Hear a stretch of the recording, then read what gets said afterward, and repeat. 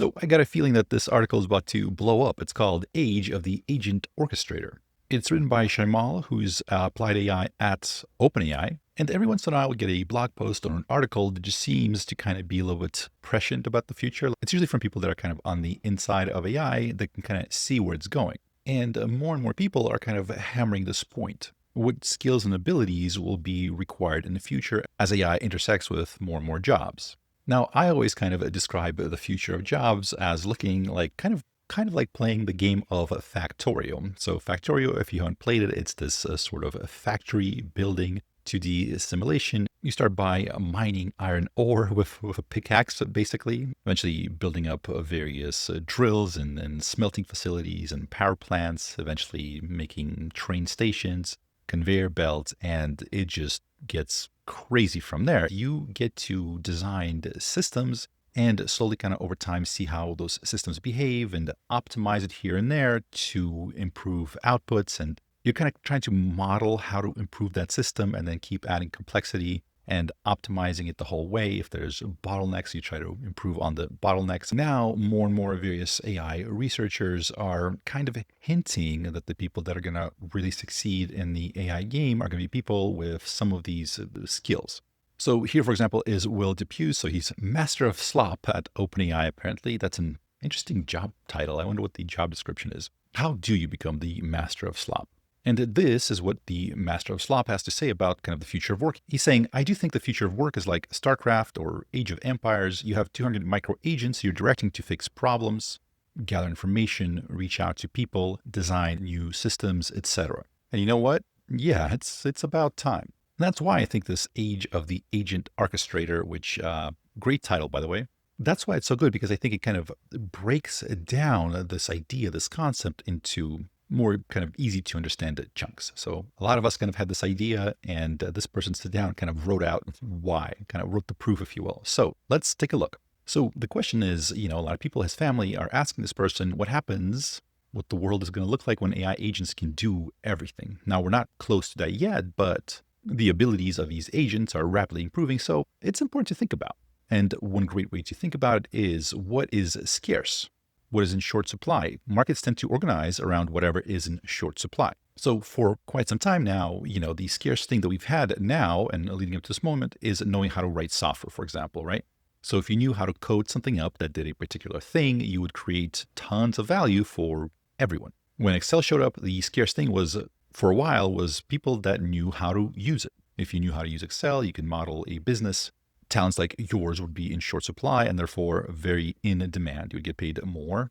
It's that idea of kind of supply and demand. Low supply, high demand, it means that the price goes up. The price that people are willing to pay for it goes up. And in business, it's also a great competitive advantage. And now as these AI models are getting better at, doing the work, checking the work, improving the work, like doing the actual work, what's the scarce thing? What's the thing that's going to be missing? It's not going to be who knows how to do the task by hand. The scarce thing becomes who can orchestrate resources well.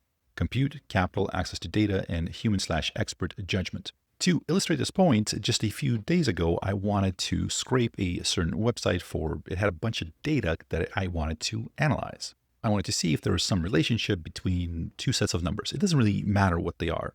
So I went into ChatGPT using the O3 model, said, okay, what's the code to scrape this website? Allegedly, I think I'm supposed to say allegedly, but first of all, it comes back with and says, hey, this website actually has an API that has a free tier that allows you to get all that data without, scraping, because scraping is kind of a gray area. It was willing to do it, but it said, why not do it the right way with the API? And I said, yes, that's terrific. Do that. 5 minutes later, I was able to get the data that I needed, put into an Excel spreadsheet. I uploaded the Excel spreadsheet to the model, to ChatGPT, and asked it to run a linear regression. So basically figure out if there's some correlation between those two sets of data. So in other words, like if one number goes up, does the other one kind of like go along with it? Are they kind of related? Are they correlated? And it just did all of that. It gave me a little chart, calculated the relationship. It said, no, there's not really a trend there. And then it said, maybe the trend isn't linear. Should we do something to see if there's a non-linear trend? Again, keep in mind that I didn't necessarily have to know how to do all this stuff. Like as long as I can kind of put into words what I wanted it to do, it would figure out the rest. So we did the quadratic test to see if there's maybe like a quadratic, like a parabola type relationship. Maybe the data fit on kind of like this U curve to see maybe there's some peak. And it did all the charts, all the plots, all the math behind it. My point is, not that long ago, if you wanted to reach that same point, you would have to know quite a bit. Number one, you would need to know how to program that thing in Python to scrape the data or use the API from the website to get that data. You would need to know how to run that code. You would need to know how to get that code, the data into an Excel spreadsheet, how to organize it, how to, make the charts and the plots and how to do the various analysis and stuff like that. You would have to know what those things were to begin with, and then you would need to know how to do them in Excel. You would need to have expertise in those areas to be able to get those answers, right? The answers to your questions. Now, more and more, you don't. You just need to know that you can ask ChatGPT for it and kind of be aware of the things that it could do. So as Shaimal is saying here, expertise gets democratized. And I think this is a terrific way of saying it. So if you spend 10,000 hours learning how to use Excel, that's great. You used to have expertise that a lot of other people lacked. Now that kind of advantage is kind of flattened because most people, if they have ChatGPT or something similar, they can throw a spreadsheet in there and have it do all the work. So that means that the premium shifts from I know the tax code, right? to I can design the loop that gets the right answer and runs cheaply. So I did it because I had a subscription to ChatGPT, a monthly subscription. If I had to use the API and kind of pay per token or whatever, kind of per use, I don't know, I would estimate maybe that'll cost $3 to $5, something like that. But there's probably ways to set it up. Like if you had to do it on a large scale to where it would cost under $1, 10, 20 cents, something like that. If you had to design, for example, software that just did that and you need to get the cost per run as cheap as possible, you can really get it much, much lower. The O3 is a massive kind of general model. If you wanted to have kind of a single serve model, kind of just focus on one thing, it would be a lot cheaper to run. So right now you can hire an expert to do your taxes because the various possible mistakes that you can make, there's a lot of them and the cost is high if you're wrong. But if you can build or rent an agent that can do a good job of your taxes, that can ask for feedback, double check edge cases and improve over time, then I like how he calls it here, gatekeeping function of the expert goes away. Now, that's an interesting way of putting it because, on one hand, you can think of experts as people that learn to do something and they provide value to you. Yeah, that's kind of like one take. The other take is, the gatekeeping function of the expert. If you want to have something done that you don't know how to do yourself, you're forced often to pay an expert for their services. And the more complicated it is and less good people there are doing that service, the more expensive it is. So if you're trying to do something important and you need a very highly qualified person to do it, it's probably going to cost a lot of money. But for a lot of tasks, AI will kind of remove that moat. It'll be easier to create images and video and do various math things and aggregate knowledge and do research and all sorts of things. Most things you can do in front of a computer will be affected by AI in one way or another. Now, there still will be experts, but those experts, it'll be kind of a new category. This will be people to provide a judgment, to set the high-level strategy, to handle the weird cases. So, for example, knowing the details of the tax code will be less valuable than knowing how to set up an autonomous workflow that produces a correct return, flags the ambiguous parts for a human to look at, and cost 5 cents in compute instead of $5. One thing that I really enjoy doing with ChatGPT is you can upload your, for example, blood work results and then have it explain to you, like line by line, what they mean. Like, those weird numbers and acronyms that they have in your blood work. If you get a full panel, like how many of those do you actually know what they mean? If you're in a medical profession, hopefully a lot, but for most of us, that's not the case. Here, not only can it walk you through everything and kind of also tell you kind of what it means, and could even give you tips on how, if it's a problem, how to improve it. So for example, if I wanted to, I can probably set up some sort of a loop that people just upload a PDF of their blood work. And I have a certain loop that runs that kind of returns all the most sort of valuable answers to them, kind of gives them an overview. And it can be even targeted to specific conditions. Like if you're feeling sluggish and low energy, like we can look at it specifically from that aspect, like what might be causing us not to be energetic. And it will go through and maybe highlight some things that are out of whack. Again, just an example. There's a million of other examples. These are just the things that I have personally done that I know that work and where these models can return excellent answers. And so he continues, it's also going to be uncomfortable for people whose status is tied up in being the only ones who can do something. Not only status, but also the wages and the salaries will also likely be impacted. If you're training for a career because you believe the information is scarce, it's worth asking yourself what happens when it's not. If you're training to be the person who can take all the cheap information and turn it into a valuable outcome, you're on firmer ground. Resource optimization matters a lot more. So in other words, kind of knowledge and ability to do stuff was scarce, and moving into the future, it won't be. Now we have a massive abundance of an ability to do stuff. So the question is, how do we make the most of it? How do we turn all those potential abilities into value for people using the least amount of resources? So what does that actually look like? So he's saying we're going to have to get very good at assigning flops/compute, liquidity, lab time, human review, etc. to autonomous workflows/agents. This is a new job. So if you want to do some big marketing analysis, you send it to your analyst and she tells you it'll be done in 2 weeks. So she has other stuff to do. She has kind of an idea of how long it's going to take her. But in the world in which we're likely going to be living soon, let's say you can spin up 10,000 agents to do 10,000 analyses, right? Your bottlenecks become very different. So it's no longer kind of the idea of like you have between 9 to 5 to get the thing done. It's more about how to reduce, the per task costs as well as how to optimize the resources, right? Because your compute cluster might be finite. Your budget is finite. The number of hours your expert reviewers is finite, right? So you want to be doing more on the computer side. You're still going to need people to review it. But are there ways that you can reduce how much review they have to do? If your computer agents are producing code and you need somebody to do a final sort of look at it, is there automated checks that you can do that either kind of pass or fail that before the human has to review it, or maybe make it easier for the human to review it, maybe some sort of a little printout, or here are some potential red flags to look at, etc. You got to think of things like how to queue up 1 million of tasks overnight when energy is cheap. So often when people say liquidity, they just mean like cash on hand. Do you have enough cash to do something? So I'm actually not sure what he means by low liquidity windows in this context.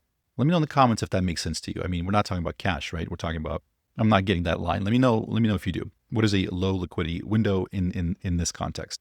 So in the past, various startups and businesses had to allocate capital carefully. In this new regime, you have to allocate compute carefully too. It's not a set it and forget it type situation. Models will get better. Costs will go down. New tasks will appear.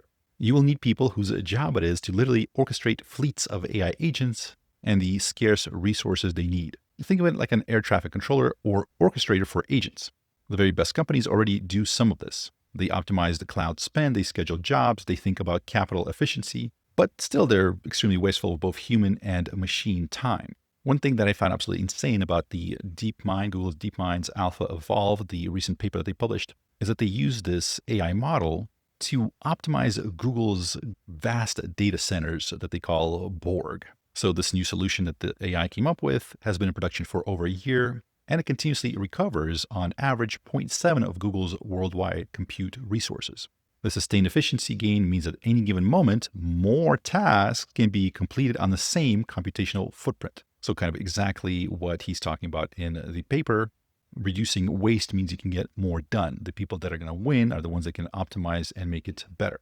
Now, I know what you're thinking. I can read your mind. You're probably thinking, yeah, but why would you need to be doing it if this just says the AI did it and it did it probably better than human beings could? Does that mean that all these agents will also be orchestrated by an AI? And interestingly, this is where I'm actually seeing one of the sort of obstacles for AI developments right now.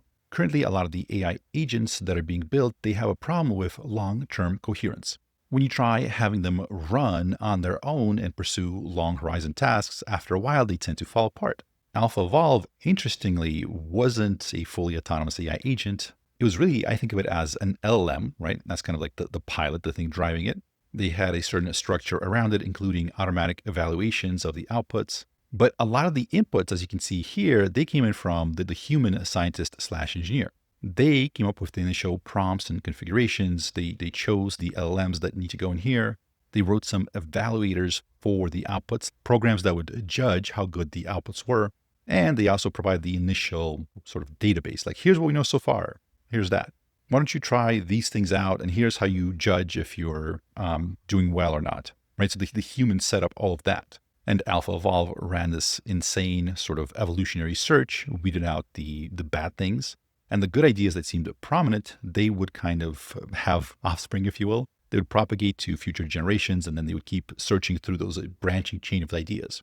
And at the end, they would come up with the best program, the best solution. But again, kind of what he's describing, you could almost think of these people up here as those agent orchestrators, right? So they're sort of controlling it and checking things. They're monitoring this insane AI system and guiding it along. This thing isn't running autonomously, not fully. So for the time being, at least, there seems to be a, let's call it an obstacle, a speed bump towards fully autonomous agents just handling other agents or whatever. And that thing is that sort of long-term coherence. And a lot of people are struggling with it. And who knows, maybe tomorrow a paper will come out that's, oh, like we solved it. Who knows, maybe. But for the time being, that seems to be an open problem. So literacy and managing agents becomes the new Excel. Knowing how to break down a task, set a reward, audit a run is going to be the baseline skill. So for companies and people trying to take advantage of this coming AI wave, so setting up a lot of agents and doing kind of A/B tests, so seeing what works, what doesn't, and staying flexible and just looking at the data, if you have that as your culture, you're going to compound faster. If you try to bolt AI into old workflows, you're not going to have a good time, right? Just like when Excel showed up, if you knew how to use Excel for a time, you were very, very special. But after a while, it was just table stakes. You needed to know Excel, period. So if you're able to manage AI agents, do these A/B tests, product management for agents, as he describes it, that's really going to be the in-demand skill and a massive competitive advantage. So here's his website. So he's saying one of the most satisfying frameworks I found for understanding AI progress is the METR curve, METR curve, which measures AI performance based on the length of tasks AI agents can complete. So we started with just tasks that are a few seconds long to GPT 3.5, let's call that 40 seconds long. And over time, here we have, for example, the Sonnet 3.7. So let's say maybe that's like just under an hour. So it can complete a task that takes an hour to do. And they're looking at a 50% success rate. There was this paper recently out of OpenAI called Paper Bench. And in it, they took human PhD level participants, people that were working in machine learning, PhDs in machine learning, and they had them compete against, for example, in this case, the O1 model. And they were tasked with replicating papers that were published in the sort of machine learning field in AI. Usually you have a paper that proposes some experiment, for example, and usually you have to write out the code that runs that experiment. And one thing that's really helpful would be to be able to have some sort of a third-party verification of the code. So they would look at that paper, reproduce the code, right? Not just use the code that the people wrote because it could have mistakes, but just look at their paper, the idea that they're proposing, and kind of build that code from scratch. And then run it to see if they can replicate the results. If they do, that means that the paper is probably good. If they can't replicate it, well, there's a problem. You probably remember that floating semiconductor thing from a few years ago that everybody thought was a massive breakthrough. But then when people tried to replicate it, it didn't work. And they're like, all right, so no. So in order to replicate these things, you have to understand what the paper is talking about. You have to understand, read the paper and understand the concepts and then write the code to kind of like make those concepts come to life, to run that experiment. And so the blue line here is the AI agents, right? As you can see here, they're much faster in the beginning than the human PhDs in machine learning. They're so fast out of the gate, but there's this kind of plateau effect, right? For the humans, well, it takes us a while to kind of warm up and figure out what we're doing, right? To read the paper and kind of understand what it's talking about. Then when we start working, after about 24 hours of actual work time, so not just a day pass, but 24 hours of actually working on this problem, we pass the AI agents. So this is from the metr.org, the research kind of behind the chart that says that the length of tasks the AI agents can do is increasing. They're saying that these AIs, they can serve as useful tools in many applications, yet even the best AI agents, they can't really carry out like long-term projects or substitute for human labor. They're unable to reliably handle even relatively low-skill computer-based work like remote executive assistance. We covered a paper here not that long ago called Vending Bench, where a lot of these AI models were tasked with running a vending machine business. They're supposed to handle ordering, inventory management, pricing, etc., like product research, etc. And they did well. Some of them did better than the human baseline. But that's on average largely because like when they do well, they do well. But very often they go completely insane because they kind of lose the plot, if you will. In one of the cases, one of them couldn't figure out when the inventory is getting here. So it closed the business, realized it was still being charged for some of the fees for the services, thinks that it's being defrauded and attempts to contact the FBI. We covered this in a different video. I'm not going to go into it, but it was hilarious. But the thing here is that these things currently are superhuman at doing kind of a short horizon tasks, these discrete tasks that have a beginning and an end. They can like do it incredibly well. Stringing that together into some sort of a long-term project currently is not happening. And again, maybe tomorrow somebody will fix that. Somebody will figure out a workaround. We have no idea. But currently, and for some time yet, we're probably not going to have these things be fully autonomous over long horizon tasks. So the research from METR saying extrapolating this trend predicts that in under a decade, we will see AI agents that can independently complete a large fraction of software tasks that currently take humans days or weeks. But none of this happens overnight. So the point of the article is that your ability to turn cheap intelligence and expensive resources into valuable products is what will matter. I believe everything here is absolutely spot on. And I think the skills required here, they'll resemble a little bit a video game like what we talked about, StarCraft or Factorio, or however you want to sort of visualize that. And the name of the game will be kind of taking this cheap intelligence. And by the way, if that doesn't make sense to you conceptually, what that means is throughout history, if you had the money to hire smart people, you could build a lot of cool stuff. But you needed money because you needed to, hire that intelligence, and those humans, those smart humans, can't work 24 hours a day.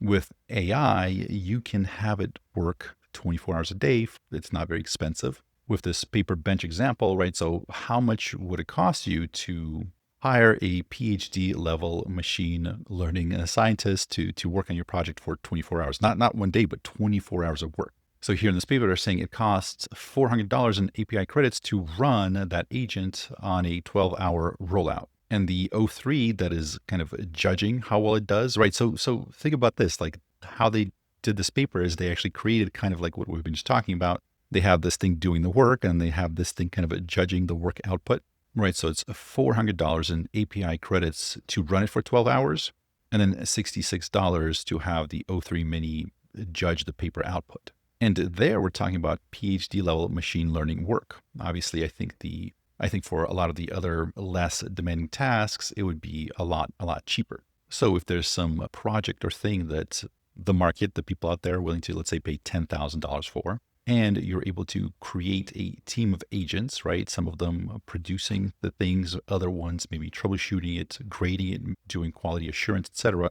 Let's say you're able to have that project completed for $2,000. Well, that's $8,000 cheaper than it would currently cost to do that project, right? And for a while there, you might be doing really well just doing that. Over time, as more and more companies catch up, they figure out how to build these AI agents.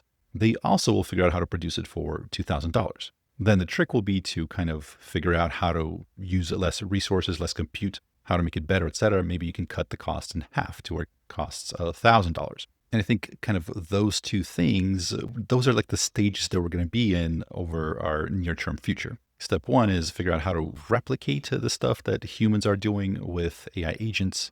And then once that becomes more and more commonplace, when that alone won't be as exciting and as as rare, then the idea would be how do we optimize it? How do we make it better, cheaper, faster, etc. So what do you think about that? Do you think he's spot on? Do you think something's missing? I think this is what, software engineering was when computers start popping up and it was very in demand. It's kind of the hot new profession. Not a lot of people that know how to do it. And the rewards for people that are able to do it well are huge, whether you're trying to start your own startup, your own business, or doing this as a career, perhaps. I personally think this stuff is going to be very much in demand. And to me personally, kind of interesting work to be doing. So I don't know about you, but I'm going to start practicing those skills as fast as I can. Right after just this one quick game of Factorio. If you made it this far, thank you so much for watching. My name is Wes Roth, and I'll see you in the next one.